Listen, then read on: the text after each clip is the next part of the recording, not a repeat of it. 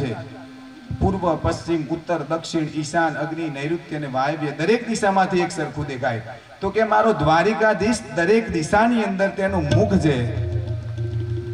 તો કે રાજા તમે આટલા જ્ઞાની છો અને તમને ખબર નથી તમારા કરતા તો કોઈ મૂર્ખ વ્યક્તિ સારું અને ત્યારે તે દીકરી કહે છે કે તમે આટલા મોટા રાજા છો આટલા મોટા જ્ઞાની છો આપે કદી ગીતાજી વાંચી છે જો તમે ગીતાજી વાંચી હોત ને તો આજે આ પ્રશ્ન ના કરતા ગીતાજીમાં પણ કહ્યું કે વિમૂઢા નાનું પશ્યંતી જ્ઞાન ચક્ષુષા જ્ઞાન છે ને એ દિવ્ય દ્રષ્ટિથી પ્રાપ્ત થાય એમને સામાન્ય વ્યક્તિને પ્રાપ્ત ન થાય અને આટલી નાની દીકરીએ ખૂબ જ નાની વાતની અંદર રાજાને જ્ઞાન કરાવી દીધું અને રાજાને કહ્યું કે જો તમારે ચિંતા અને શોકને જાણવી હોય ને તો ગીતાજીના બીજા અધ્યાયના 22નો શ્લોક વાંચી લેજો શાંતિ અને અલૌકિક બુદ્ધિ કેવી રીતે જાણવી છે તે જોવું હોય તો ગીતાજીના બીજા અધ્યાયના 66મો શ્લોક વાંચી લેજો ભોજન શા માટે ભગવાનને અર્પણ કરવું તે ગીતાજીના 3જા અધ્યાયના 31મા શ્લોકમાં વાંચી લેજો જીવનને પૂર્ણતાને કેમ મેળવવી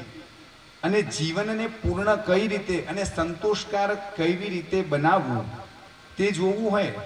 તો 4થા અધ્યાયના 9મા શ્લોકમાં જાણી લેજો અને આપણા મનને શાંતિ કેમ મળે કારણ કે જીવનની અંદર તમારી જોડે ગમે તેટલું હશે પણ જો શાંતિ નહીં હોય ને ભલે તમે 5 લાખના બેડ ઉપર સૂતા હશો પણ ઊંઘ તો શાંતિ હશે ને તો જ આવશે ઊંઘ કઈ પૈસાથી ખરીદીને મળશે નહીં અને જો એવી શાંતિ જોઈતી હોય તો 5મા અધ્યાયના 29મા શ્લોકમાં જોઈ લેજો ભગવાનની પ્રાપ્તિ કેવી રીતે કરવી એ જાણવું હોય તો ગીતાજીના 18મા અધ્યાયના 66 નંબરના શ્લોકમાં જોઈ લેજો આવું થવાથી રાજા તો એકદમ આકુળ વ્યાકુળ બની ગયો રાજા દયનીય બની ગયો રાજાને થયું કે આટલી નાની કન્યાએ મને આવડું મોટું જ્ઞાન આપી દીધું એટલે ગીતાજીમાં કહ્યું તદ્વિધિ પ્રણિપાતેન પરિપ્રશ્નેન સેવયા ઉપદેશ્યન્તે તે સર્વે તે જ્ઞાનસ્તવત દર્શત કે પહેલા તો જ્યારે જ્ઞાન મેળવવું હોય ને તો તેના માટે રાજા વિનમ્ર બનવું પડે વિનમ્ર બની અને કોઈને ગુરુ બનાવવા પડે અને ગુરુ બનાવ્યા પછી ગુરુ જે કે તેમ કરાય ગુરુની સામે દલીલ કરાય નહીં અને તેના માટે સૌથી કોઈ સરળ ઉપાય હોય તો પહેલો તો સેવા અને તેમને નમન કરી અને પ્રશ્ન કરવા આ બધું સાંભળી તો રાજા એકદમ તેની માફી માંગવા માંડ્યો અને તે ગોવાળ અને તેની કન્યાના પગે પડી ગયો અને ત્યારે કન્યા બોલી કે મારો દ્વારિકાધીશ શું ધંધો કરે છે ને તો એ સાંભળો જે દાંડ હોય ને તેને સીધા કરવાનો ધંધો મારો દ્વારિકાધીશ કરે છે અને આમ થવાથી તે ગોવાળીઓ ભગવાનનું ભક્તિ કરવા લાગ્યો અને રાજા પણ ભગવાનનો પરમ ભક્ત બની ગયો રાજા કે મારું જે અભિમાન હતું તે અભિમાન તો ક્ષણવારની અંદર જ આ દીકરીએ પૂર્ણ કરી દીધું તો આવો 1-2 મિનિટ ભગવાન દ્વારિકાધીશની ધૂન કરી આપણી કથાને આગળ વધારીશું દ્વારિકાનો નાથ મારો રાજા રણ છોડ છે એને મને માયા લગાડી રે દ્વારિકાનો નાથ મારો રાજા રણ છોડ છે એને મને માયા લગાડી રે ગાયોનો ગોવાળ મારો રાજા રણ છોડ છે એને મને માયા લગાડી રે ગાયોનો ગોવાળ મારો રાજા રણ છોડ છે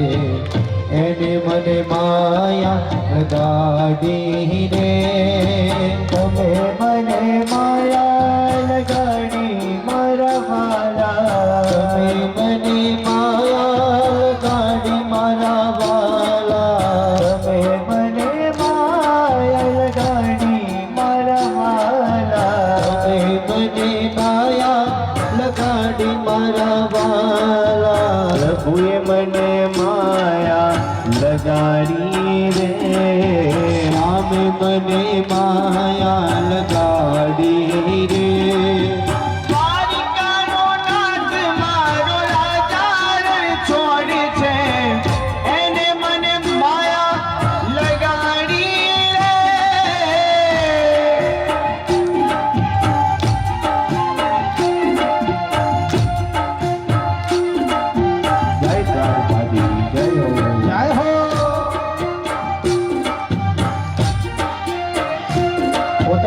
જગ્યા ઉપર પણ ઊભા થઈને રમી શકો છો.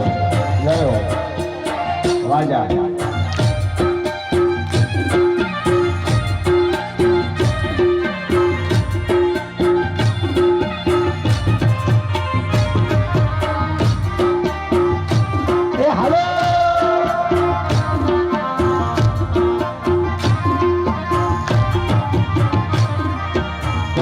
મને માયા લગાડી મારા વાલા, તમે મને માયા લગાડી મારા વાલા, સામે મને માયા લગાડી મારા વાલા, સામે મને માયા લગાડી મારા વાલા, પ્રભુએ મને માયા લગાડી રે,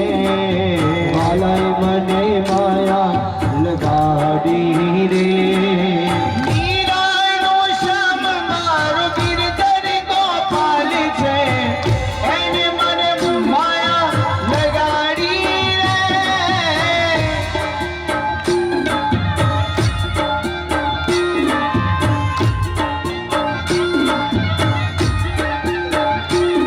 ઓ ગાયોનો ગોવાળ મારો રાજા રણ છોડ છે, એને મને માયા લગાડી રે.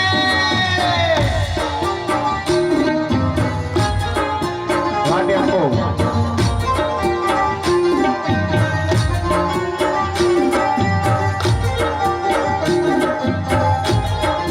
તાલી તાલી.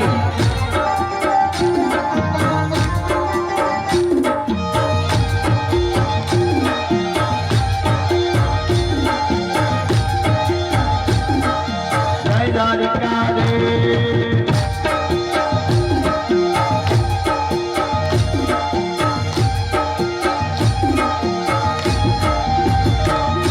ઓ તમે મને માયા લગાડી મારા વાલા, તમે મને માયા લગાડી મારા વાલા, તમે મને માયા લગાડી મારા વાલા, તમે મને માયા લગાડી મારા વાલા, સામે મને માયા લગાડી રે, સામે મને માયા લગાડી રે. દ્વારિકાનો નાથ મારો રાજા રણ છોડ છે, એને મને માયા લગાડી રે. બંને હાથ ઊંચા કરી તાલી.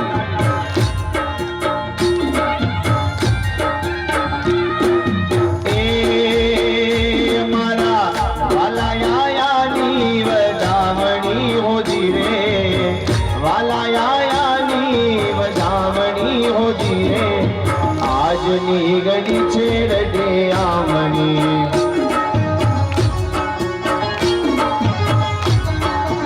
અરે વાલા આજની ઘડી છે એ રડી આમણી.